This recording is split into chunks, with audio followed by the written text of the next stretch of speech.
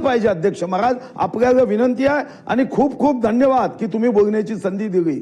ईश्वर तुमचं कल्याण करो.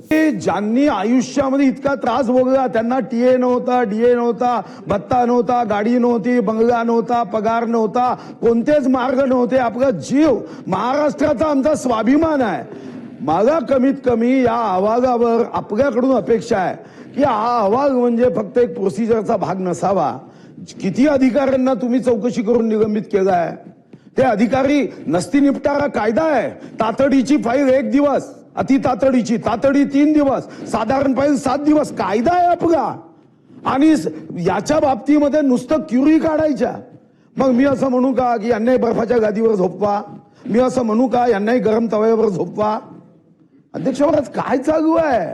माझी आपल्याला हात जोडून विनंती आहे, तुम्ही अतिशय संवेदनशील आहात, पण आपल्या हुतात्म्याच्या संदर्भामध्ये त्यांच्या स्मारकाबद्दल गंभीरता हे काही सरकारी कर्मचारी अधिकाऱ्यांच्या बाबतीत नसावी.